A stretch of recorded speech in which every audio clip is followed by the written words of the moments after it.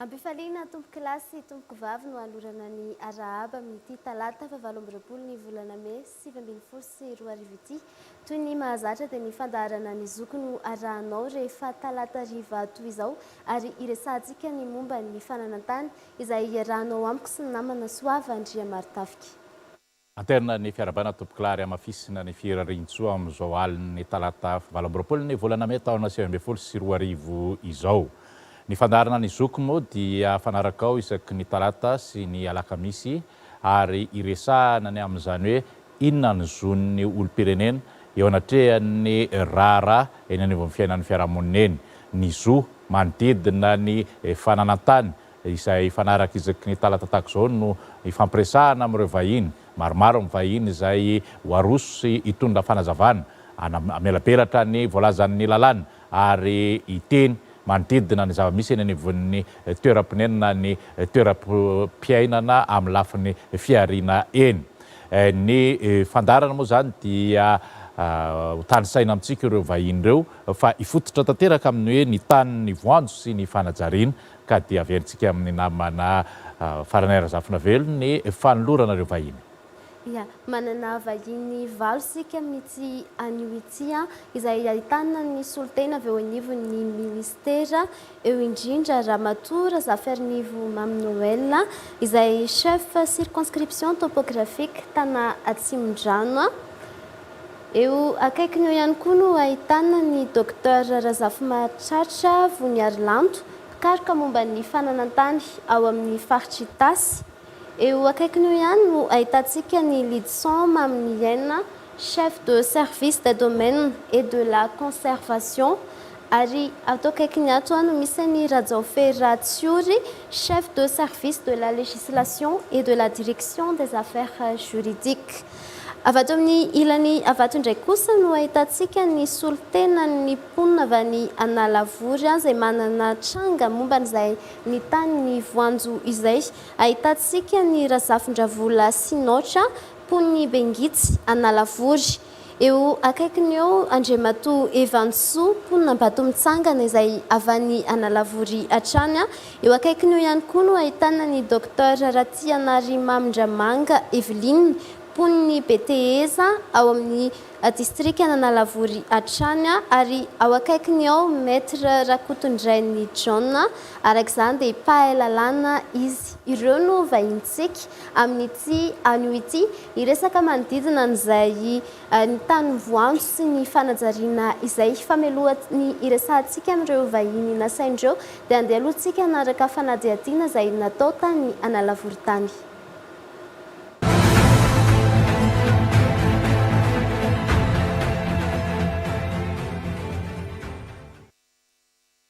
Vohitra enina eto amin'ny komina Analavory no hitrangany ity aditany mampifanolana ny orinasa iray sy Tantsahana ity. Raha fanazavana any voanjo antsoina hoe paillette ireto toerana rehetra ireto. Piasan'ny paillette aldor tamin'ny 7 maty efa piasa tanaina maromaro moa zany mbola eto Tsimiri ato hoe veloma ato maromaro mihitsy. Ka rehefa maty vazaha io zay tsy nandray préavis fa dia nipetraka amin'ilay toerana misy anay. Ary rehefa nialan'ny toerana ireo voanjo dia nampanofainy mandritra ny 7 taona tamin'ny orinasa Salongo ny tanàna, izany hoe tapitra amin'ny taona 2024. Teratany vahiny no tompon'ny orinasa Salongo io tamin'izany fotoana ary nanome fahefana malalaka an'ireo fokon'olona amboly tamin'ireo vohitra enina raha ny fanazavana trany. Raisiko hatreo amin'ny taona 2017 rehefa lasa nody Jean-Pierre Paillette dia nijanona ho lava volo teo le tany. Dia niraisin'ny vahoaka tato toerana namboly sy nanajary an'le tany nanomboka hatreo ary tsy nisy nanelingelina mihitsy zany ireo mpamboly teo hatramin'ny taona 2017 nandehanan'ny Paillette io ka hatramin'ny taona 2017. Tamin'ny 2017 dia tonga ny société Longo nitondra taratasy fa hoe navita contrat de bail tamin'ny société Longo. Dia tonga ny société Longo mifampiresaka taminay vahoaka mpamboly tato amin'ity tany ity dia nyfandresy lahatra dia nanaiky ny société longo fa tsy nikitika nahita ato amin'ity mpambolitra ato amin'ity toeran'ity mihitsy fa dia navelany namboly tanteraka teo zahay nanomboka tamin'ny hatramin'ny voalohany ka hatramin'ny 7 avy tany contrat de bail io. Taorian'izay tsy niserana nandalo tetỳ amin'ny komina Analavory mihitsy ny tompon'ny orinasa Longo. Niaina ankalalahana arak'izany ny mponina teto ary nisafidy ny anangana fotodrafitrasa ho an'ny fokon'olona mpitantana an-tanàna ka natsangana teto ny pompo-drano, ny sekoly, ny tsenan'omby sy ny maro samihafa. Nandritr'izany, maro tamin'ireo fokon'olona sy ny mpitantana an-tanàna no nangataka ny tany tamin'ny fanjakana amin'ny mahampanajary azy ireo ary misy ny efa nahazo antotan-taratasy mahatompo ny tany azy. Nanafona amin'ny fifanarahana fampanofana ihany koa ny taranaka navelan'ny voanjo ny taona 1924. Nanomboka ny taona 1924 anefa, nisy andian'olona izay teratany malagasy tonga tao amin'ireo vohitra en'ireo ary nilaza fa aza ny tany. Dia tamin'ny 2017 zany niezaka hoe andao hanao an'le prescription acquisitive niaraka ny maromaro zany niara-nirona nisy roa amby 70 taona tamin'ny voalohany dia nienatsy kelikely satria nisedra le olana mafy dia misy an'le vola BTP aloko moa dia nienatsy kelikely dia nefa le prescription acquisitive dia tratra ny opposition le satria nisy nitonona zany nisy olona tonga aloha voalohany tetỳ vao nandeha le prescription acquisitive hoe namidiny ny tompony tany taminy ny tany ety ka ho alainy tompambolena manaraka dia ohatrany gagagaga ihany ny olona hoe iza moa le tompony tany dia tsy nety nitonona ny tompony tany tamin'izay fotoan'izay dia nalefana ihany le prescription acquisitive tratra ny opposition le prescription acquisitive noho ny aveo dia noho ny aveo niverina mihitsy le dossier dia tsy nisy nandray ny dossier anay mihitsy aloha. Fantatra dia fantatra tokoa ny fisian'ilay belle de 49 ans 2028 vao tapitra le izy. Anisany ao anatin'ilay contrat dia hoe tokony hanajary anazy ilay société longo, tokony hanao zavatra eo ambonin'ny tany. Nefa nanomboka tamin'ny 1983 dia efa tsy hita intsony zany société longo zany dia nanomboka nanajary mponina ary tamin'ny 2006 ary arak'ilay voalaza teo ihany dia efa nisy filazana tany amin'ny greffe tany amin'ny première instance tany Antananarivo tany fa hoe abîmé ny livre d'enregistrement d'immatriculation an'ilay société longo ary hatramin'izao dia tsisy an'le procédure de réimmatriculation. Nefa zany dossier zany efa nalefanay tany amin'ny tribunal tsy mba nisy kory fangatahana avy amin'ny mpitsara hoe aiza lay procédure de réimmatriculation. De lay bail ihany koa efa annulé tamin'ny 2016. Efa namoana grosse araka ny voalaza teo efa namoana certificat de non recours zany hoe efa tsy tokony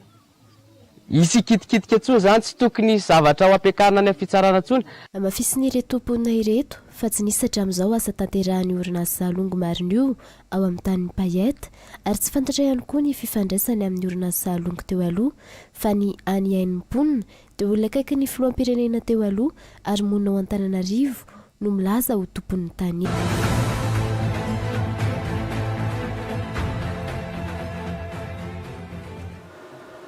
Ya,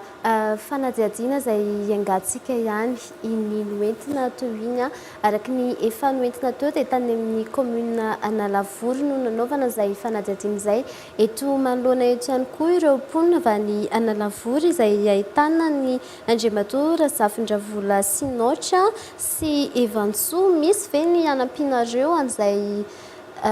efa noentina tao anatin'ny fanadihadiana iny izay?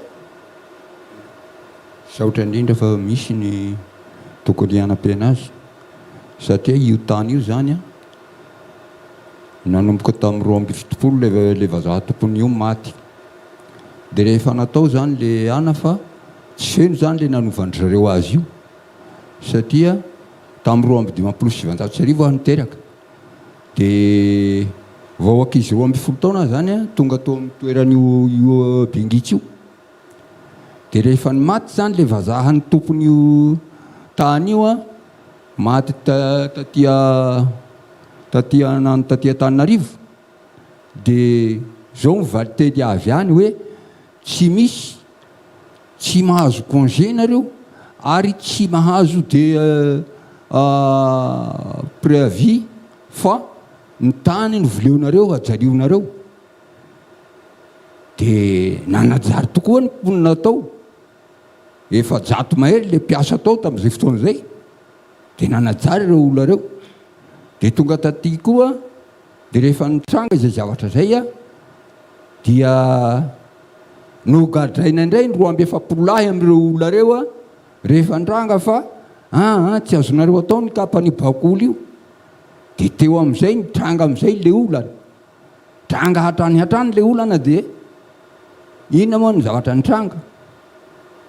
niady mafy aloha le fokon'olona satria sainga voafitaka ihany zay satria tsy nisy taratasy zany ny fanarahana tsy nisy inina fa tonga dia hoe anareo le tany divoleonareo dia tonga tany amin'ny tribonaly zay aiza le taratasy fanarahana zay le solombazaha nanao an'io fa misy paisoara no tompony tany mahiatronreo zany no nanakinandry zareo an'le nimendry zareo procuration zany hampiasan'le tany dia tonga teo moa nitabatabainy olona tao mahiatronreo nay monsieur paisoara dia mijanona teo izy a dia tsy nanohy izy zany fa natahotra indray an'le vahoaka tonga tatyhanao rena indray a maty amin'izay a le orinasandry zareo navidy le solombazaha daholo le entana tao agnatin'le toerana dia farany izay indray gidragidraindry zareo dia izay ny zavatra nitranga tamin'io toeran'io tao hatram'izao ka hatram'izay a isakany misy ny zavatra ohatran'izao fifidianana ohatran'izao raha fifidianana république na fifidianana député na maire dia hoe ny tany alainay ny tany salam'izao alainay le tany eo zay dia mangovitra nefa amin'izany bekisy zany fatsy latsaka ny olo 200 mipetraka amin'izany miaraka amin'ny vady aman-janany amin'izany toeran'izany izay ny zavatra nitranga misy anampiana ve Andriamatoa Evansoa iantompoko misy sotrapetsaka ny délégation na ny fiva na ny fitenenana ary misaotran'izao reo teotobany fiva zao koa nandray anay amin'izao ora sy fotoana zava-lehibe izao tsy olona varesaka aho fa ny zavatra tokony anapiko ny tenindra namana teo dia mazava fa ny zavatra mahagaga tsy nampy ny teninay fotsiny dia ty mahagaga nay ihany ange efa mazava hoe tamin'ny 1972 ny elampahety nidina amin'izay ty sosepelongo ty le hoe tamin'ny 1919 80 niala doge kanefa rehefa tonga tateo anefa niala izy tonga ndrera maty araka le tenindra namana teo zay ny zavatra mahagaga nefa da migizy ty ange teo aminatin'io société longo prinasy io anefa tatyarina raha fa niala reo dia niala izy tsy nankitra niditra amin'izay fokon'olona vahoaka nanajary teo amin'ny taona nanomboka tao amin'ny taona hoe 1983 teo ny nanomboka ahoana moa tsy alala migizy an'le izy hoe eto any tsy nanao position tamin'ny vahoaka zany iny fa nanajary hatramin'izao taona zao nefa taiza izy milaza izy nefa fa hoe misy zavany mijoro na raiky misy ohatry zao tsisy anazy io na zavatra midigana io tany io ange io tany eo amin'ny lamoana lavory io tany Godesy io eritrereto tsara fa olona vahoaka mamarona ange no mipetraka amin'io 300 tafo zany 300 tafo mipetraka amin'io tany sy lana lavory ambato mitsangana io kanefa zany 300 tafo zany olona firy moa ny velomin'ny olona ray ao anatin'le toerana anankiray nefa nio toerana anankiray io 10 hectare amin'io trano daholy ny sisa tany amin'io ambolendreo vahoaka 300 tafo reo ao daholy reo ny mionina mamboly tsisy zavatra tsy no vitandreo ao zany voasary ambolena zany ange irahantsika malala fa samy mamboly voasary daholy tsy mamoa anatin'ny hoe 9 taona 5 taona zany fa 10 taona miakatra zany vao mamoa nefa tamin'izany amin'izao fa mamoa be zany voasary zany ao ny zavatra rehetrarehetra kininina moa amin'izany efa misy an'izany amboarana lakana zany kininina zany ange tsy 10 taona fotsiny na 10 taona fotsiny azo amboarana lakany amin'ny faritra tasy iny fa amampopo taonany maro zany vao azo anaovana lakana zany voavolo ny tatsaha amin'io tany io anefa ny milaza izy aty arina fa lasa manao position fa nanao an'le taratasy tany amin'ny domaine zay zavatra mahagaga koa nefa ny dia ty dia ao amin'ny domaine lasa longo marina rehefa le petrandray zavatra nefa amin'ny fotoana vitsy fotsiny le izy lasa niova longo marina gaga ihany zay inona zay ny zavatra hoe mahagaga nay vahoaka ny zavatra ohatr'zay ohatra misy tsy milavitrena ihany ataony an-danika zay ngamba ny tena nampiko kely azy tompoko. Misy amalina zay avy hatrany ve ianareo avy atao nivony ministera? Sotra-betsaka nanome fitenenana miarahaba atsika eto amin'ny plateau, miarahaba ihany koa ny mpijery ny fandaharana ato amin'ny televiziona Viva. Eto am-piandohana angamba dia tonga dia tsara faritantsika aloha avy hatrany hoe inona ny atao hoe tany ny voanjo. Resaka terminologie tsy inona izy ary tena important be ny ahafantarana hoe inona daholo ny tany izay tafiditra ho sokajiana ao anatin'ireo hoe terrain coloniaux ireo. Ny texte de loi tsy dia misy hoe mamaritra mazava be, tsy misy dia midefinira be hoe zao ny atao hoe terrain colonial, fa raha ny tantara dia tamin'ny andron'ny fanjanahantany be dia be ny tany. Be dia be ny tany izay nititrena tamin'ny fanjakana frantsay izany. Sasany amin'ireny hoe ametrahana foto-drafitrasa, ny sasany amin'ireny hoe anaovana fambolena amin'ny velaran-tany midadasika. Ireny ilay lazaina hoe périmètre de colonisation. Dia maro amin'ireo no soratana tamin'ny fanjakana malagasy, fa misy koa nefa ny soratana tamin'ny olon-tsotra be dia be. Anisan'izany ohatra ny tany compagnie marseillaise, ohatra fotsiny izay omeko izay. Dia rehefa nahazo fahaleovanteny Madagasikara dia ireo tany voasoratra amin'ny état frantsay dia basculé avy hatrany amin'ny état malagasy, fa ireo voasoratra amin'ny olon-tsotra dia tafiditra ho propriété privée, izany hoe tanin'olon-tsotra vita titre. Dia ireo tanin'olon-tsotra vita titre ireo rehefa nahazo fahaleovanteny Madagasikara dia lasa ny tompony, ny ala teto Madagasikara ny tompony dia nanomboka nisy teratany malagasy nampiasa ilay tany. Dia eo no mipetraka ilay olana, satria tsy ny tany rehetra akory no périmètre de colonisation no terrain colonial, tsy ny tany vazaha rehetra ny terrain colonial zany, fa ny tany izay an'ny vazaha, voasoratra amin'ny vazaha ka misy teratany malagasy mampiasa ilay izy ankehitriny. Vokatry ny lasa moa ilay tompony dia ireo teratany malagasy ireo nampiasa nandritry ny fiam-potoana maharitra, ankalalahana mpahibe maso tsy nisy fanelingelenana ary mihevitena ho efa mizaka ny zo fitompona eo ambonin'ny tany. Izay ilay tena olana mipetraka amin'ireo terrain coloniaux ireo. Zay angamba le raha hoe serinena zany hoe inona le tena problème mahakasika ny tany colon. Ya, ombako manana moa ny fiarabanana ataon'ny namana teo dia ny anapiko an'izay dia tsara ihany no mampafantatra hoe ny sampandraran'ny fananantany na ny ministera dia mpanatanteraka ihany. Izany hoe itsika rehetra izao zany dia tafiditra ao anatin'ny fanatanterahana lalàna ihany. Izany hoe tokony ao anatin'ny état de droit foana isika. Izahay zany raha misy zavatra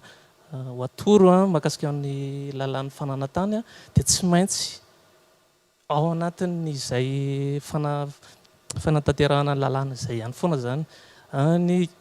mahakasika ny loha hevitra antsika androany moa zany dia tsara aloha manamarika fa lalam-panorenana hatramin'izay dia niaro ny zo na ny fizakamanana amin'ny fananantany. Izay aloha zany lalàna antsika hatramin'izao ary tsy afaka ho alana amin'ny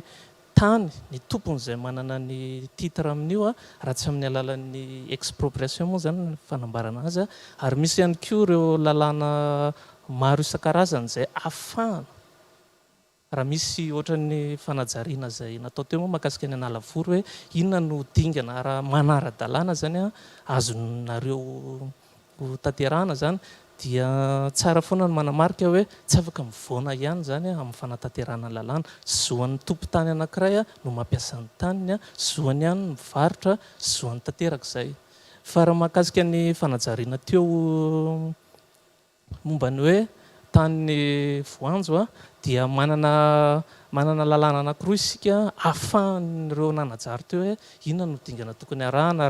raha tianana zo ara-dalàna tsara izy eo. Voalohany indrindra dia misy ny hitsy volana tamin'ny 80 tsipika araka 970 izay namaritra ny momba ny fananantany amin'ny ankapobeny mihitsy a. Dia ao anatin'ny andininy fa 220 amin'io dia nametraka ny atao hoe prescription inquisitive. Ino moa ny atao hoe prescription inquisitive? Izany hoe nanome alalana ny lalàna ho an'ny olona anankiray nanajary araka ny nambaran'ny namako teo hoe ankalalahana tsisy faneriterena ary hitapoky hitam-pirenena nandritry ny 10 taona amina tany anankiray izay vita titre dia omeny lalàna fahefana izy angataka eny anivon'ny fitsarana mba amindranan'io tany izay misoratra amin'ny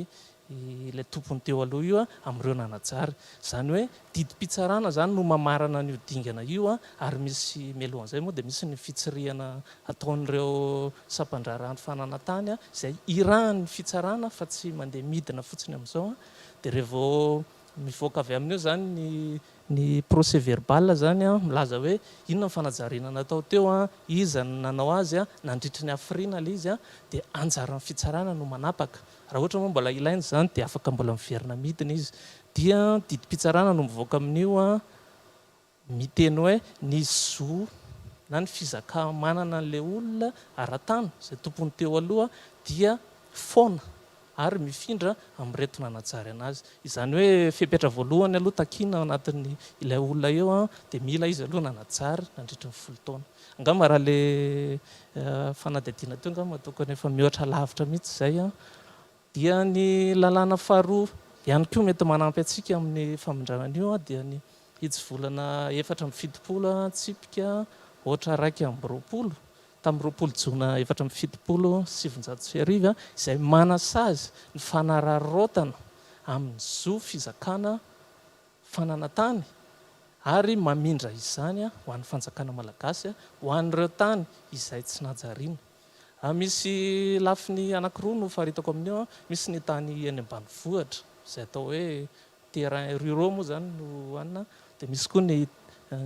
tany eny andrenivohitra na terrain urbain. Misy fepetra maromaro takina zany ahafana mamindra an'io. Voalohany indrindra aloha anjaran'ny fanjakana no mamaritra na manao recensement hoe izy aby daholo ireo tany tsy najarian'ireo. Dia anjaran'ny fanjakana manapa-kevitra hoe iza ny lehibe indrindra, iza ny kely indrindra, dia arakarak'izay no fanapa-kevitra ataony entina hitsirihana eny. Raha volana melohan'io fitsirihana izay ho atao io dia tsy maintsy ampifantarana aloha ny tompo-tany. Izany hoe ilay vazaha zany eto no ampifantarana. Raha ohatra moa izy ka any an-dafy dia miampy ray volana izay fampafantarana anazy izay. Tonga ny ray volana tamin'ilay fampiantsoana dia midina eny toerana ny commission manokana. Raha ohatra ilay izy ka tany eny ambanivohitra dia ny chef district ary misy commission maromaro moa izay napetraka ny lalàna amin'ny miandraikitra ny fitsirihana eny toerana dia anisan'izany solotenany ao amin'ny ministère ny agriculture sy fokotany dia misy solotena fokon'olona ihany koa. Raha ho an'ny tany eto andrenivohitra indray dia ny chef district ohatran'ilay teo ihany koa dia misy ny solotenany ministère ny aménagement territoire dia misy ny président conseil municipal zany amin'ilay commune misy io. Solotena fokotany dia ny solotena fokon'olona ihany koa. Rehefa vita izay dia manao fitsirihana ilay izy. Tahaka izao no fepetra takina zany mba ahafana mamindra ny tany anankiray ho amin'ny fanjakana aloha eto. Ho an'ny tany any ambanivohitra dia tsy maintsy 5 hektara ary tsy najariana nandritra ny 5 taona. Ho an'ny tany eny andrenivohitra indray dia rehefa tany 1000 mètres carrés nandritra ny 5 taona tsy najarianao dia azon'ny fanjakana atao no mamindra an'io tany io tamin'ny tompony teo aloha ho an'ny fanjakana malagasy. Dia raha ohatra ilay tany resahantsika teo hoe andrenivohitra, raha ohatra ilay izy ka mihoatra ny 100 hektara ilay haben'ilay tany dia anjaran'ny conseil des ministres zany no manapaka manome didim-panjakana na décret izy mamindra an'izay. Raha ohatra kosa latsak'izay ilay izy dia amin'ny alalana didim-pitondrana na arrêté ho an'ny ministère ny fanajariana tany mamindra an'io. Dia rehefa vita izay fitsirihana izay ka hita fa tsy mahajarian'ilay olona tokoa ilay izy. Ny atao hoe manajary dia miankina amin'ilay izy raha tany any ambanivohitra na ny andrenivohitra. Izany hoe raha ity andrenivohitra izy ngamba tsy ho takiana hoe fambolena fa ny fanajariana, ny fanorenana no tena takiana tokoa. Ho an'ny any ambanivohitra kosa dia ny fambolena, fambolena hazo io ary izay zavatra rehetrarehetra ka mety mifanaraka amin'ny fambolena eny ambanivohitra. Rehefa vita io fitsirihana io dia afindra ireo commissionnareo zany amin'ny lehiben'ny fananantany eny toerana le izy dia anjarany no mamindra an'io makaty amin'ny ministera mba hanapahana le izy hoe ho avoaka arrêté na avoaka décret. Amin'izay fotoana zay rehefa voafindra le tany dia soratana eny anivon'ny sampandraran'ny fananantany ny famindrana an'io tany io ho amin'ny fanjakana malagasy. Ny tohany manaraka dia toy ny tamin'ny mpanjakana rehetrarehetra, ohatra ny fangatana tamin'ny mpanjakana dia mijoro ny fokon'olona raha nangana association zay na olon-tsotra mangataka tamin'ny mpanjakana. Ia, nisy resaka atao hoe fangatahana ny tany soratra aminareo ihany koa. Nareo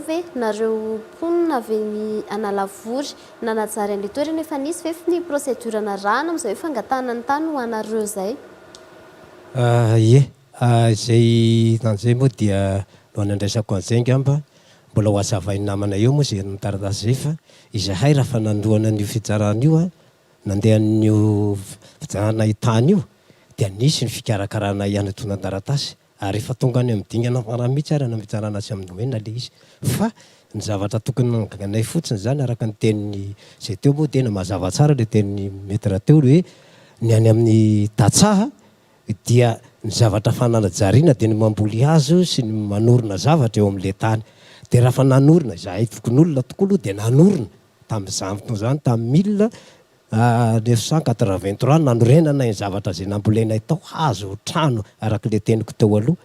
Kanefa le izy raha fa nisy ny lalàna taty arina amin'izay mivoaka arak'le tenina metra teo hoe misy lalàna mivoaka tokony tanterahana dia nanatateraka zahay tontan-taratasy ndreo zavatra reo satria najarianay reo ary be dia be ny zavatra efa vitanay mijoro amin'le tany zay tena ianjejinay zavatra io trano ao ny zavatra titanisako rehetrarehetra ny hazo kininina ny rehetrarehetra zay fambolena papay zay efa atao hoe hazo efa atao moa nefa nataonay daholo zany constat zany naka zay usi nefa nanao constat de ty tamin'io tany io daholo amin'izany zavatra zany fanamarinana efa naminidina ny tany koa ireo domenareo nanao constat de tir koa amin'izay tany zay ka nanatateraka an'izay zay de tonga anay taty amin'ny 2017 nefa le izy lasa nisy position am'izay zay fa ivoaka am'izay le de tokony hoe ho anay am'le manajary eo am'izay zay gaga hoe igisa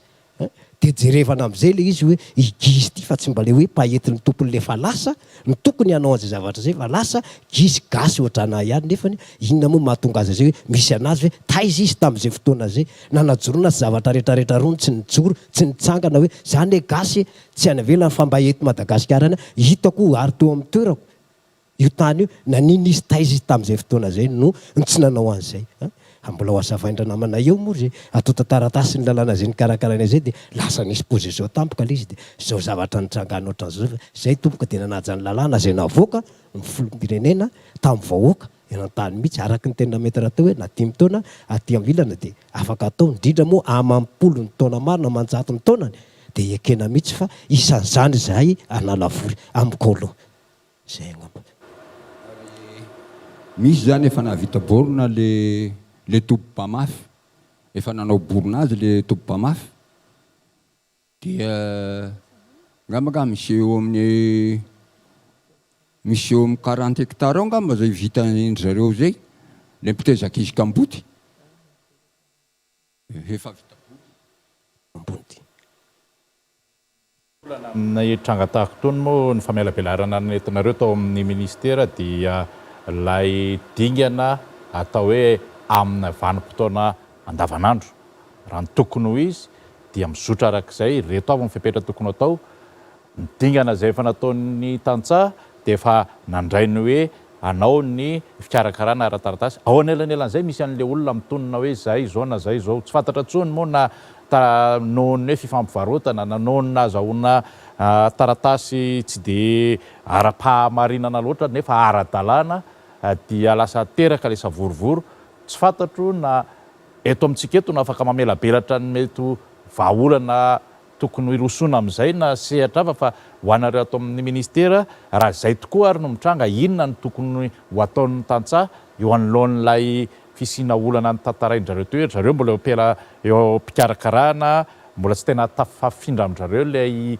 fizakamanana an'le izy dia efa misy zavatra manelingelina azy. Araky ny nambarako teo amin'ny mpiandohana dia ny lalàna dia miaro ny tompon-tany izay misoratra ara-dalàna izy. Zany hoe matoa napetraka ireo ordonnance anankiroa, ndray 74/021 dia ndray ny ordonnance 6146 mahakasika ny prescription acquisitive, dia lalana anankiray entina atonga ny fanajariana ho ara-dalàna. Zany hoe raha idirantsika manokana mahakasika ilay opposition teo, raha ohatra ka teny amin'ny fitsarany ianareo no nanao prescription acquisitive manoloana an'ilay izy dia fepetra anisan'izay anapiko ilay efa voalaza teo hoe ny fanoratana zo eny amin'ny sampandraran'ny fananantany no fiatombohan'ny io 20 taona io. Zany hoe ho an'ny zareo izay nanao an'ilay opposition zany ka nanao famondrana na nanao an'ilay baile izy na nanao vente tao anatiny rehefa eny amin'ny sampandraran'ny fananantany ao anatin'ny titre ka latsaky ny 20 taona ilay inscription napetraka tao dia tsy afaka manapaka ny fitsarana. Zay ny olana. Ny fahandroany araka le tolo-dalana teo hoe mahakasika an'ilay transfert à l'état, zay le faharoa. Transfert à l'état indray na nafindra nyilay vahiny tamin'ny mpandovany na nataony baile le izy, ny zavatra petraka ao dia tsotra be mifepetra hoe tsy nahajarianao le izy. Zany hoe mandritra ny 5 taona tamin'ny nidinan'le fitsiriana teny zany no mamaritra an'izay hoe nanomboka oviana marina tsy nanajarian'le olona tompo-tany teo alohan'ity tany ity dia rehefa tsy voajariny fotsiny le tany na hoe olona nirany na lohany vola no manajary azy dia namany tsy nanajary izy dia voasazy ny lalàna izy amin'izay fotoana izay. Dia zany hoe na manao opposition izy na misy zavatra ataony eny anivon'ny sampandrara eny rehefa tsy najariany izy ka voamarina eny toerana fa tsy najariany fotsiny dia izay ihany ny fepetra takiny, tsy misy akoatr'izay. Ya, melohan'ny idirantsika ao amin'ny tapany faharoa ny fandaharana iresahantsika momban'izay ny tany voanjo sy ny fanajariana izay ihany dia andeha aloha isika anaraka ny horonan-tsary fampahafantarana ny BIMTT izay mpanohana n'ity fandaharantsika ity.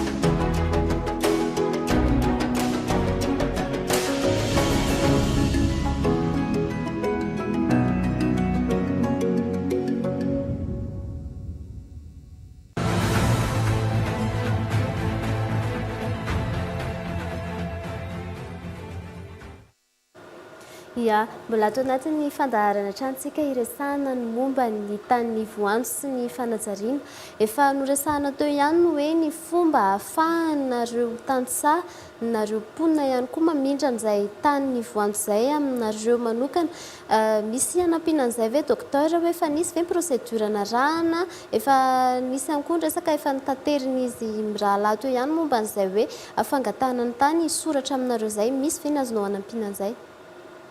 Manatitra ny arahaba aloha ho an'ny mpijery rehetra. Tena nisy tokoa ny procédure narahana ary isan'ny hoe nahatsiaro hoe mba nahita fianarana zany dia nitarika ny mpiara-monina hoe ndaotsika hanaraka ny lalàna. Nanetsika ny olona rehetra hoe ndaotsika hanao prescription acquisitive. 27 zahay tamin'ny voalohany fa sedra n'ilay olana tsikelikely dia niaina tsikelikely ilay olona. Ny sedra voalohany nitongavan'ny olona zay zahay zany milaza hoe havan'ny filoham-pirenena dia izy hakany tany dia tao aloha tonga dia kiva izay nanana kelikely teo avy alao anazy ihany io e. dia kiry ihany andao ihany andao tohizanyity zavatra ity nangataka situation juridique zay dia ny zavatra nanahirana anay tao satria tao anatin'ny 5 andro dia nivatapoka nysoratra tamin'ilay situation juridique certificat de situation juridique satria longo ilay izy tamin'ny voalohany 19 octobre 25 octobre 30 octobre ilay izy mivadika ao longo marina ary noho nandeha ilay procédure narahana tena amin'ny tribunal satria noho nandeha tany tribunal nandeha zany ilay fangatana voalohany tamin'ny prescription acquisitive iny dia ela be aloha nahazo teo aloha saika tsy nidina mihitsy ny domaine sy ny topo zany hanao an'ilay fandrefesany nidina ihany moa izy noho ny farana satria nikorotana ilay olona dia nidina ihany zareo dia noho nidina izy dia andeha indray le fidirana faharoa teo zay nidona tamin'ilay opposition amin'izay hoe tsy afaka nihetsika intsony zany fa hoe nisy an'ilay opposition dia ay sary zany l'opposition zany dia fara moa napetso ny tribunal hoe tiany opposition tsy afahanareo manao an'io dia nanao nisy fehiteny famaliana foana zany teo dia noho ny tena nijerevana ilay izy hoe fa ahoana moa efa annulé les bail avec certificat de non recours dia ahoana mbola tsy tokony ahafahan'ny fokon'olona zay nambola an'io tany io nandritry ny 30 taona ny sasany 20 taona 10 taona zay kely indrindra teo hahazo an'le hanao an'le prescription acquisitive dia farany dia nangataka avy aloha ary ivoaka ilay didim-pitsarana nivoaka ny didim-pitsarana anankiroa nivoaka teo nisy ampahan'olona zay sarafana namoaka azy hoe satria nampiakarany société longo cour d'appel cassation le annulation anabel dia nisy ampahan'olona hoe miandry an'io annulation anabel io ny didim-pitsaranany fa nisy olona 5 zay isany ao anatiny tonga dia voaroaka amin'ny tany hoe miala dia teo zany hoe ty zavatra tena tsy mety fa aleo mihitsy tsika mihetsika fa ahoana moa no 10 taona 20 taona 30 taona tsika ny teto zareo tsy nanao ininina teto na dia hoe fiompiana fambolena ara dia izy no handroaka atsika eto nefany izy tsy nanao ininina dia zay zany natonga anay tonga amin'izao fotoana izao hoe tena niantso vonjy fa tena sahirana satria 820 hectara le tany io raha ny 820 hectara zany eritrereto hoe ny olona monina ao anatin'izany 820 hectara zany ao anatin'izany terrain fanaovam-baolina ny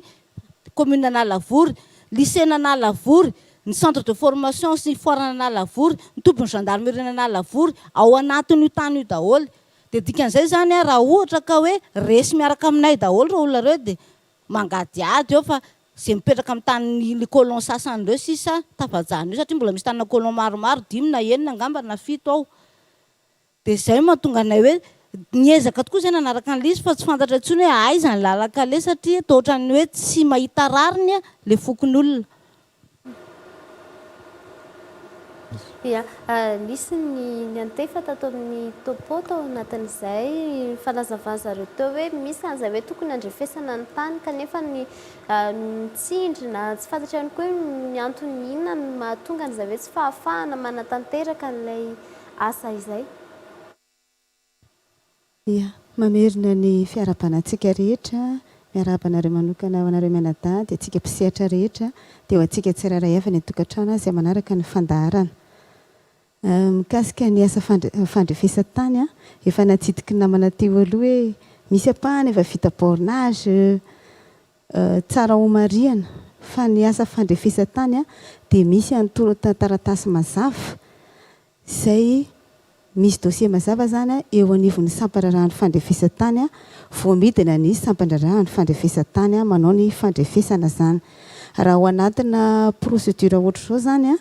dia raha ohatra ka misy ny didim-pitsarana mangataka ny anaovana n'ilay fandrefesa-tany zany hanamarinana anazy dia midina ny sampandrarahany fandrefesa-tany tsy tokony mihitsy zany isy ny sakana zany raha ohatra le izy ka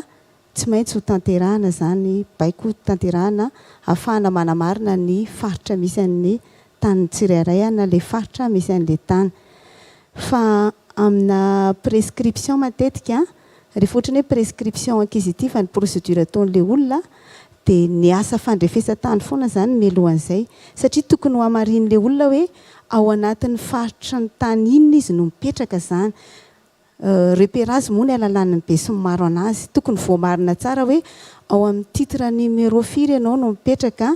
aiza ny sary-tany maneho an'izany dia avy eo jerevantsika any amin'ny sampandrarahany fananantany na domaine ny alalan'ny be sy maro anazy ny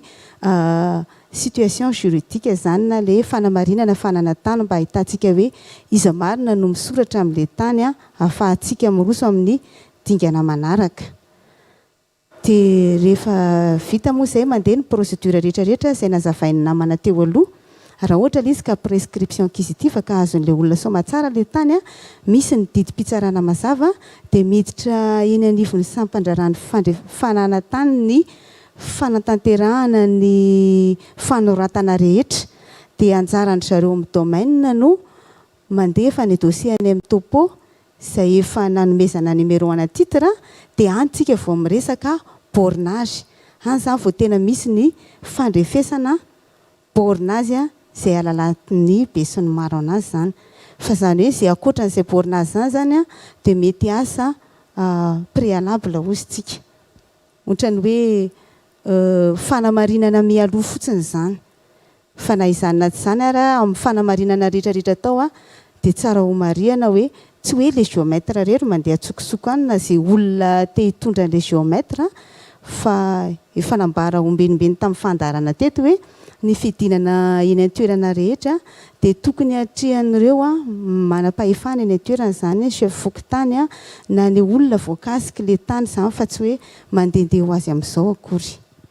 Hitodika ato amin'ny ramatoa Pikaroka satria nisy ny fanambarana teo famapatotra ihany ny fanambarana teo hoe nisy teo aloha société longo avy eo ny valongo marina, nisy ny contrat de bail, nisy ny tsy fanajariana, misy ny mponina manajary. Misy fanazavana afaka entinao ve momba an'izay? Ya misaotra nameny fitenenana ny fanazavana izay entiko moa zany dia sady ialako tsiny ety am-boalohany fa tena mivoaka tanteraka ivelan'ny resaka teknika. Nahoana satria ny tanin'ny Pahety ao anatin'ny commune Analavory izay misy enina na valo toerana eo dia tany fahatelo amin'ny ingezandrindra ao amin'ny commune Analavory. Misy colon efatra lehibe manana tany ano any amin'ny 4413 hectares 4413 hectares ka 944 hectares eo zany ito zavatra resantsika androany ito. Kanefa tsy Analavory irery ihany fa Analavory, Ampefy, Ampary, Soavinandriana, Mananasy, Ankarana na Mahavelona. Commune maro be zany amin'ny tany volkanika ny Tasiny no voafatotry ny olana ohatran'izao resantsika izao. Ny tanin'ny Pahety dia tafiditra ao anatin'ny satany vita titre amin'ny olon-tsotra, zany hoe propriété privée titré. Manana ny antsoina hoe niveau de sécurité optimale, zany hoe any zany no firaketana zofananantany faratampony indrindra no foroniny lalàna nampiasana teto amin'ny fitondram-panjakana malagasy mba hampandry fahalemana ny olona rehetra izay manana titre any tokantrano mijery antsika any. Ka izy io tsy misy fahataperana zany fa ataoko hoe mandrakizay hatreto tsy afaka miembotra manao marche arrière amin'ny resaka titre tsonitsika. Olana nefa le izy anarany fotsiny mba manana sécurité optimale fa miteraka olana saribahana be satria tanina colon le izy ary le titre dia teraka tao anatin'ny contexte na colonisation. Nisy antony zany nanaovana nisy tamin'ny politika amin'ny fanjanahana frantsay ny ilaina ny vokatra napetraka teo na alefa any Frantsa ny vokatra miakatra teo ary ny colon napetraka teo dia sous contrat tamin'ny fitondram-panjakana izay tokony efa ho révisena na hoe jerena au cas par cas amin'izao andro iainantsika izao satria efa tsy contexte na colonisation tsony izao, efa tsisy contrat na fanjakana sy colon tsony zany hoe manao fanajariana tany be velarana ohatrandreny dia noho izany miala tsiny indrindra raha ohatra ka te ame sosokevitra hoe tsy vahaolana teknika intsony no ilaina amin'ny tanin'ny colon raha ohatra ny kahana ihany tasy fa vahaolana politika. Iteny zao tsika hoe atao ohatra zao manoro hevitra an'le vahoaka amin'ny fomba fanaovana prescription acquisitive. Ireny rehetra ireny ange manaprofo sy manambara any tokantrano any amin'izay olona rehetra niditra tao anatin'ny système ny titre io hoe aika le titre na de sécurité optimale aza azo atakena daholo ihany kay zany dia lasa n'olo-kafa tsy tompon'le titre indray zany le tany amin'ny alalan'ny prescription acquisitive. Mararirary ny olona mpanana titre nge io titre attaquable par voie na prescription acquisitive io. Zao zao le izy taty aoriana mbola ampiasain'le tompo titre le famille paillette foana zany ny droit. Za tsy hiditra lalina zany hoe marina sa tsy marina le société longo sy rehetrarehetra mifandimby tao fa hoe zay mihitsy ny nanaovana an'le titre. Mandrakizay tsy manam-pahatamperana io afaka iverenan'ny tompony eo foana, afaka omena izay tiany omena azy, amidiny amin'izay tiany ivarotana azy. Ary raha miditra tribunal ny affaire-na titre tena tsy afa manoatra ny technicienne fa tsy maintsy mampandresy titre. Dia zay zavatra izay indray nefa mararirary an'ilay vahoaka indray zay, tsy tokony ho jerena fotsiny indray zay. Le izy zany raha vao entina mivahaolana ara teknika na ny andaniny na ny ankilany tsy maintsy maharary foana, tsy maintsy ozy izy mamoaka didim-pitsarana hoe ara-dalàna didim-pitsarana, fa zay resy amin'ny didim-pitsarana iny tsy maintsy maharary foana. Na olona vahoaka majinika maro anisa dia maharary hiaran'le didim-pitsarana expulsion. Amin'izao moa izy araka ny nazavain'ny dokotera teo vao tapa-bolana lasa zay voaka fa tsy kelikely tsy kelikely, olona 4 aloha dia olona 1 aloha dia olona 2 expulsé daholo ireo olona ireo. Ary tsy izy rery, tsy reto 4413 hectares reto ihany fa ireo commune rehetra ny tany isaiko teo dia miandry ny torony fotsiny fa mbola ho tsy maintsy tonga eo aminareo daholo raha ohatra ka vahaolana teknika didim-pitsarana zany anesorana tsirairan'ilay olona normal mihitsy hoe tsy manana droit izy fa resy amin'ny lafiny teknika. Raha ohatra indray nefa ka avy hatrany indray fanjakana andray vahaolana lavitrezaka zany hoe tena ataoko hoe goavana be mihitsy zany manaiky izany aloha ny fanjakana fa aleo stoppena daholo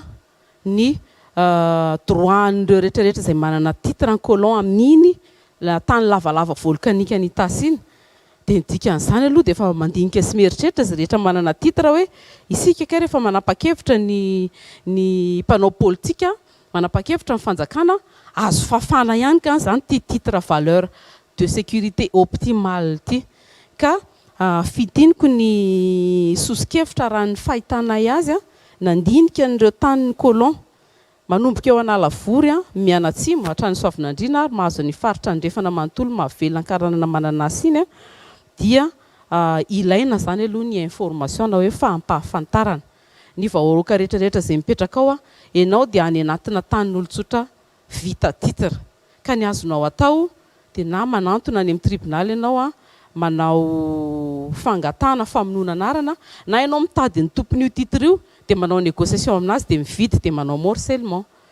Dia iny nefany mandeha procédure tsirairay isam-batan'olona. Faharoa zany na ny fanjakana mihitsy no manapa-kevitra hisitona n'ireny tany vita titre tamin'ny andron'ny fanjanahantany ireny ho lasa tany-mpanjakana. Zany hoe stoppena daholo aloha zany ny vahaolana ara teknika madinidinika mifanenjika hatrany amin'ny tribunal ihany fampitady mitady domaine stoppo eo ny olona mpanao an'le tany sy ny olona tompon'le titre ara-dalàna. Tokony ajanona zany aloha ireny pour le moment ohatry ny zava-mitranga amin'izao fotoana izao satria tamin'ny herinandro ambony raha tsy diso novankina Ampahibe Maso ny taratasy avy amin'Andriamatoa Premier Ministre, novankin'ny préfet ny vaovao Miarinarivo geste tena derainy reny zany ny fetombohan'ny vahaolana hoe ajanony mihitsy aloha le famoahana didim-pitsarana manala olona na dia tsy kelikely ary olona 2 fotsiny aloha ny esorina dia aveo olona 4 indray ny esorina dia iza moa onareo rehetrarehetra hoe esorina daholo satria titre borné amin'olona ilay tany. Tsara zany le hoe stoppeo aloha le vahaolana teknika fa décision politique no andrasana. Ary nitoy an'iny lettre nataon'ny Premier Ministre tany amin'ny faritra misy antsika iny dia tokony mba angatana ny amin'ny rapon'ny fanjakana mihitsy raha azo atao mba ho sotomina ho an'ny fanjakana aloha ilay tany dia dinian'ny fanjakana tsara amin'ny alalan'ny procédure fanaovana drafitra fanajariana ny tany na drafitra fampiasana ny tany hoe aiza kay le tena tompo-tany ara-dalàna, inona ny projet anareo, inona le tena tianareo ataonareo ve te hipetraka, firy hectare ny tena ilainareo, izy rehetrarehetra mihitsy ve ny ilainareo daholo atao jerena fotsiny ve reto vahoaka analikisy reto. Dia ny fanjakana irery ihany no manana pouvoir sady manana habilité anao an'izay ampiantso ny andaniny sy ny ankilany fa raha ohatra zany hoe mandresy foana le tompo titre na hoe mandresy foana ny mpanao prescription acquisitive misy maharary foana io zany, misy maharary foana io dia nitoy any moa mbola ho hitantsika eo ndray. Ka ao anatin'izay indrindra moa alohan'ny tenenanao amin'ny mampahalalana anao no ampifandraisako an'ilay fanazavana teo tokoa amin'ny zavatra hoe toy ny raha tony na manakory na manahoana na hatraiza ny dingana efa vita rehefa tonga ilay hoe fanoherana na le opposition dia ohatran'ny hoe miato daholo le raharaha ary mirosona mirona tsikelikely makany amin'ny mety ho fandreseny izay manana taratasy ary ny efa rana azy indraindray efa nitrangatanina lavoro zany mety nahatsiaro angambontsika tany amin'ny taona 2000 tanoany vahoaka ray manontolo no misamborona mihitsy satria nanohatra n'ilay hetsika izay nitranga ka mba hisorohana nireny raharaha rehetraretreny akoatra n'le mahavaolana politika nyresahany atao am-pikaroka ahoana no mety ahitanao hoe misy irika araka ny lalàna akoatra n'ireo dingana efa natao ireo ve mety ahitana vahaolana ihany koa. Materina ny fiarabanantsika atao anatin'ny efitrano sy ny mpanaraka ny fandarana ny tokantrano avy. Marina tokoa ny lazainao vahaolana teknika no resahako eto fa tsy politika ohatrany tamin'ny lazainy namana dia mety misy ihany ny irika. Tiako mariana voalohany aloha fa rehefa manao prescription acquisitive dia ilay olona isoratany tany tamin'ny fotoana amin'ilay fotoana anaovana ny prescription acquisitive iny no toriana eny amin'ny fitsarana. Ny fepetra ahafahana mangataka prescription acquisitive dia nipetraka teo amin'ilay tany nanao fanajariana ny tany ny olona mpangataka tampilaminana, tsy nisy herisetra, tsy nisy korontana, nitoy nandritra ny 10 taona raha tany an-tanan-dehibe ary 20 taona raha tany ambanivohitra. Izay fepetra izay no amarinan'ilay vomiera manao fitsiriana eny toerana. Vomiera izay tarindry zareo amin'ny sampandrarany fananantany manao ny fanamariana eny toerana hoe feno ve izay fepetra izay. Rehefa feno izay fepetra izay satria izay no lazainy lalàna dia mahazo an'ilay tany amin'ny alalan'ilay atao hoe prescription acquisitive ilay mpangataka. Ny fisian'ny opposition zany tsy midika fa dia tonga dia ho resy avy hatrany ilay mpangataka. Ohatry ny ady rehetra eny amin'ny fitsarana io mety mandresy na ny andaniny na ny ankilany. Ny fepetra ahafahana mandresy dia ilay niresahako teo hoe feno ilay fepetra. Feno ilay fepetra hoe petraka nanao fanajariana nitoy tamin'ny mpilaminana tsy nisy korontana nandritra ny 20 taona. Io 20 taona io dia tsy isaina fotsiny mianomboka amin'ilay hoe nipetrahan'ilay olona teo amin'ny tany fa isaina ihany koa manomboka amin'ny isoratan'ny tany amin'ilay olona isoratan'ilay tany. Izany hoe raha ohatra ka nipetraka teo amin'ilay tany hatramin'ny taona 770 dia tokony ho feno zany ny 20 taona aty amin'ny taona 770 dia napiditra fangatahana aty amin'ny taona 2000.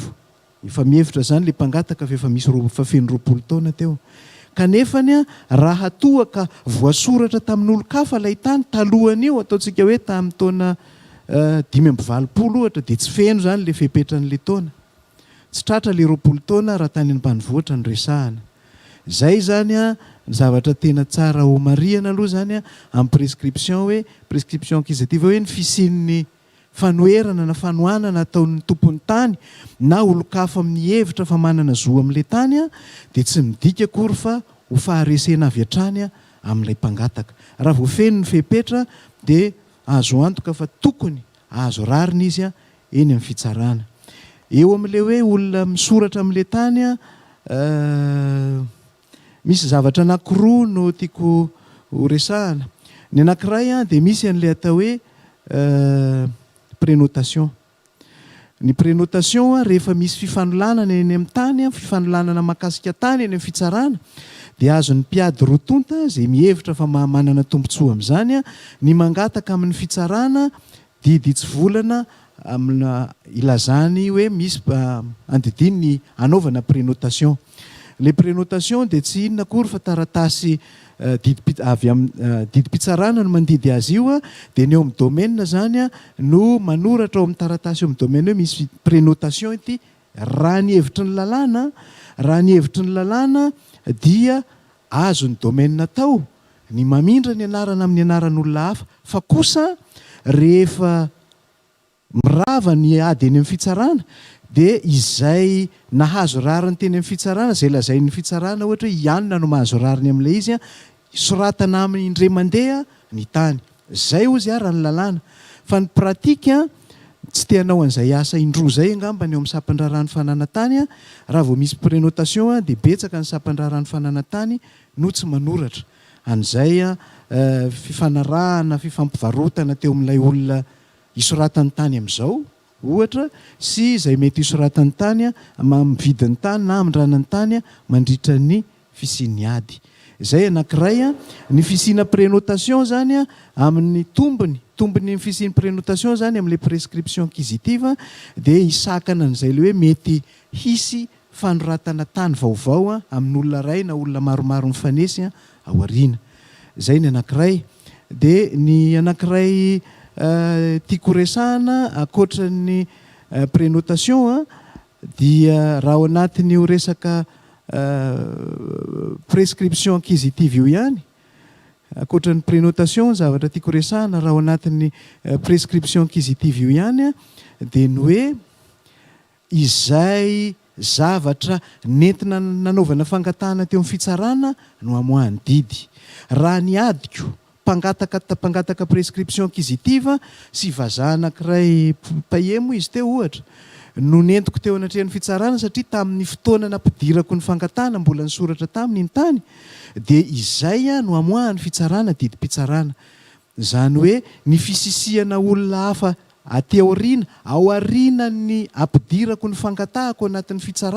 fangatahako prescription acquisitive zany tsy tokony ho sakana ny fahazahoako ny tany amin'ny alalan'ny prescription acquisitive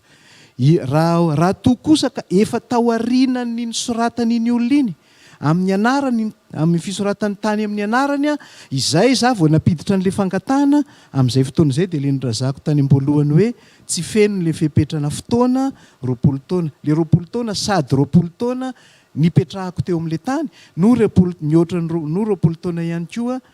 isoratan'ilay olona amin'ny isoratan'le olona teo amin'le tany akoatr'izay nisy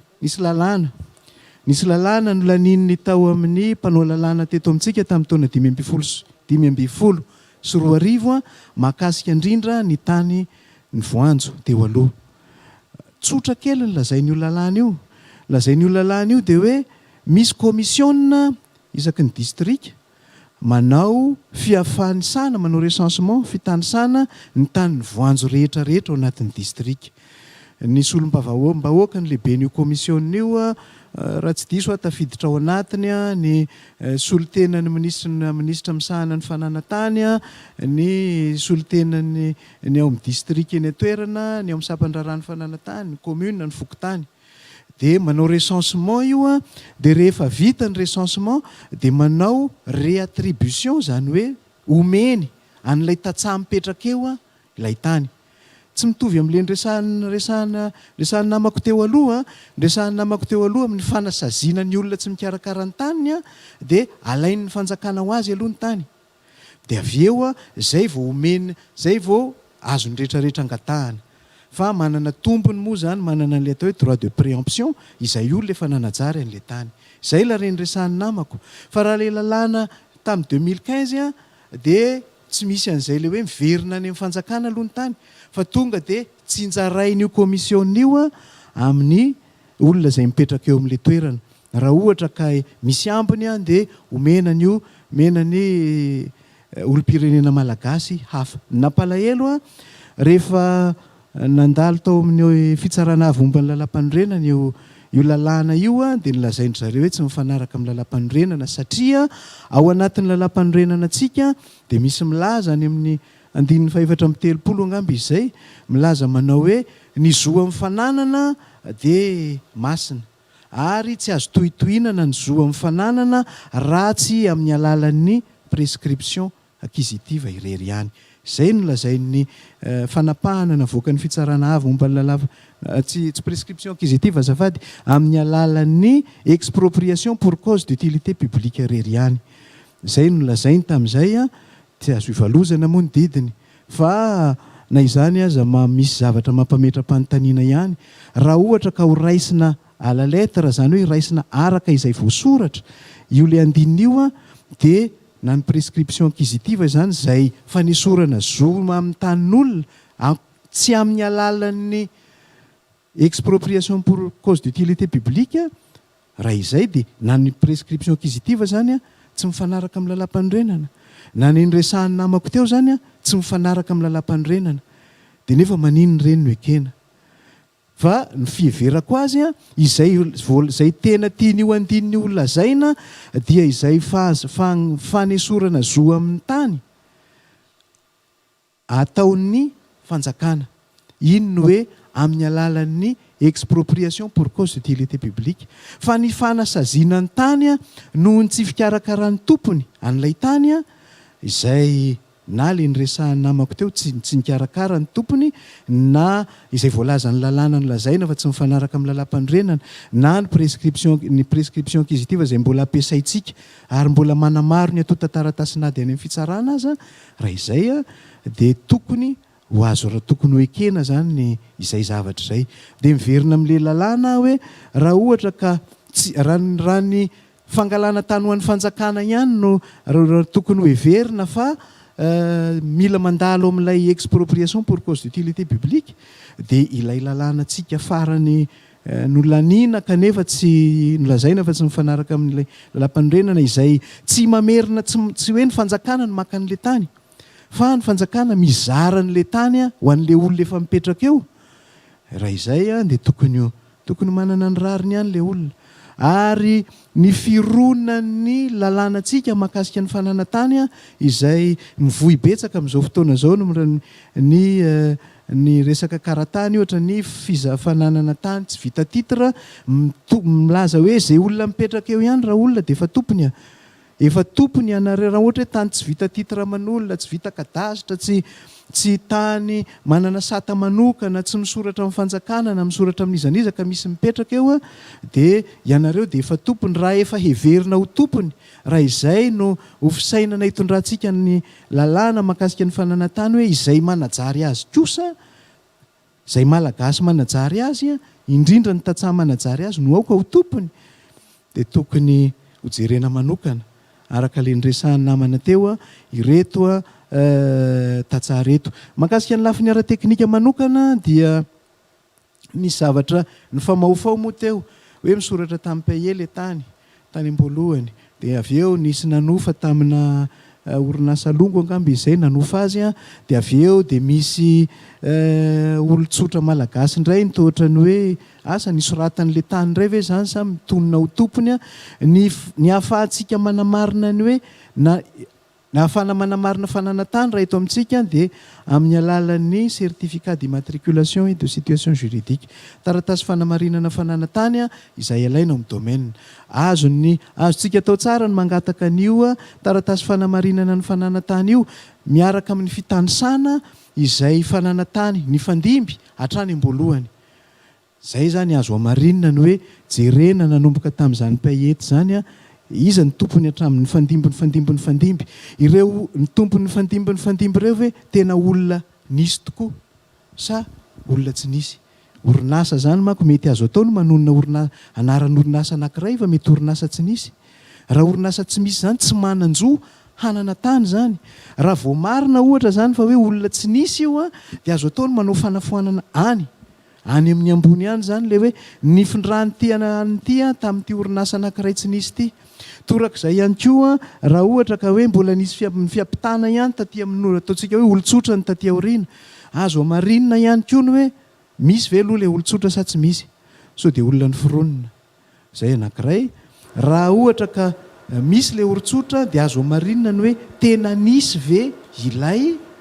taratasy fifampivarotana. mazava izay fanazavan'izay ilana fanaporiporina avokoa ny fananany tany rehetra araky ny efa nambarany mpahalalana teo. Nisy ihany koa ny torohevitra izay efa nomeny avy ato amin'ny mpikaroka momba ny fananany tany amin'izay hoe momba ny fanoratana ny tany amin'ny tena izay ihany koa. Teo ihany koa ny filazanany momba ny resaka titra izay misy fanoherana ty aoriana amin'ny resaka hoe fanajariana izay efa noentina teo avokoa izay fanazavana rehetra izay. Farany angatahana avy ato amin'ny mpikaroka hoe inona zany ny tena hoe vahaolana azo atao mba hialana amin'izay hoe misy resaka titra toerin'ny prescription acquisitive ty aoriana. Zay no tena ilana vahaolana satria zay zany no tena fototry ny olana rehetra mitranga amin'ny ankamaroany ho antsika eto Madagasikara. Misaotra betsaka nanomeny fitenenana ny vahaolana araka ny teneniny teo moa zany esorana betsaka ny namana ato ampita ato manazava an'le lafiny teknika. Efa firy taona maro ny fandimby zao isika ny antehitra tamin'io lafiny teknika io foana. Kanefa misy antony isika mahatonga voreto indray androany. Misy antony. Zany hoe na vahaolana zany sa tsy mahavahaolana aloha le resaka teknika. Hatry izay nahariny pahariny tany volkanika ny tasy dia mbola tsy misy afa-tsy zany fa mipahety zany no tompon'ireo tany 944 hectares eo. Zany hoe nahodina ho aiza tsika amin'ny lafiny teknika nahodina ho aiza vao ataoko hoe kitihany fotsiny isaky ny 10 ans fotsiny azy io tompoko dia bloqué ny teknika. Bloqué zany ny teknika,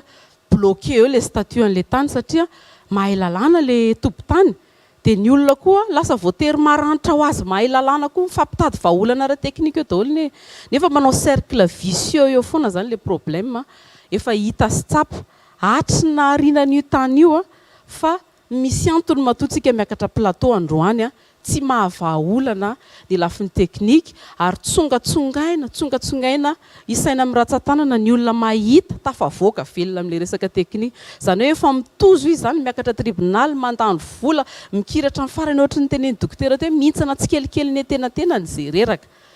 Dia le vahaolana teknika dia tsongatsongaina ho an'izay olona tafiditra any anatin'ny varavaran'ny birao ihany no mahita rirany amin'ireny rehefa maharitra hatramin'ny farany izy. Mahaloa ny fepetra sy araka ny teneninao teo mihitsy misy fepetra be dia be reny. Dans la pratique zany ny vahaolana teknika tena hita sy tsapa mihitsy kosa aloha fa tsy mahavahaolana ny sarababem-bahoaka indrindra ny sarangan'olona izay farany marefo ara-pivelomana indrindra. Satria manana ny tanin'ny colon aza ireo olona ireo volkanika tena masaka indrindra any amin'ny faritra hita azy tsy afaka milaza mihitsy tsika hoe tsara fari-pivelomana ireo olona ireo. Mianatra tsara daholo ve ny zanany, misakafo tsara daholo ve izy, manana seha-piariana mitombo vao amin'ny fiainany foana ve izy, ohatra hoe mahazo camion ve izy, mahazo tracteur ve, mahavidy akanjo mafana ve izy rehefa ririna. Miaina ao anatin'ny kizony fahantrana daholo ireo olona ireo noho ny tsy fahatakarany an'le vahaolana teknika. Angasitrantsika ny vahiny rehetra nasaina tamin'ity androany ity mbola lava ny resaka tokony fampiresana manodidina an'izay ny tany voanjo sy ny fanajariana izay horaisintsika ihany amin'ny fandaharana manaraka, hotohizantsika amin'ny fandaharana manaraka izay resaka momba ny tany voanjo sy ny fanajariana izay fa tapitra treto aloha ny fandaharantsika amin'ity androany ity. Ankasitrahana ny mponina avy any Analavory nandray anjara tato anatin'ny fandaharana, ankasitrahana ihany koa ny avy eo anivon'ny ministera, eo ihany koa ny mpikaroka sy ny mpahay lalàna mbola hiverenantsika izay resaka momba ny tany voanjo sy ny fanajariana izay amin'ny fandaharana manaraka. Namana Soava Andriamartafika no amintina foiny momba ny votoatin'ny fandaharana tamin'ity androany ity. Ny fandaharana moa zany dia nifototra tamin'ny hoe ny tany ny voanjo sy ny fanajariana io ary ny olana izay nitranga any amin'ny commune Analavory any no niaingana sy nitonana famelabelarana teto. Raha marina tsy dia tena mbola nahitantsika vahaolana fa efitra no naroso ny famakafakana ireo didy mandalana isan-karazany sy ny fomba amam-panao eo amin'ny fariparitry ny lalàna no velabelarina ka araky ny teniny namana Farinaina Zafinavelo teo dia mbola hotohizantsika amin'ny fotoana manaraka ny fanipahana mamakafaka ny amin'ny tokony hikatsahana ny vahaolana mahomby ao anatin'ny olana izay miseho any amin'ny tony tany teo ampelantanany voanjo izay ahitana ponina manajary azy ampolo taonany maro itony. Everina fa ny fahafahana manohy ny fitrandrahana izay rara izay dia ahitantsika sombotsombony sy amatorana andraikitra ireo everina fa tokony hamany olana hatramin'ny farany fa izay no entsika mamarana ny fotoana aloha amin'ity alina ity ametrahana ny mandrapitafa mandrapiresaka ho amin'ny alakamisy indray ny fandarana ny soko manaraka. Soratoboko.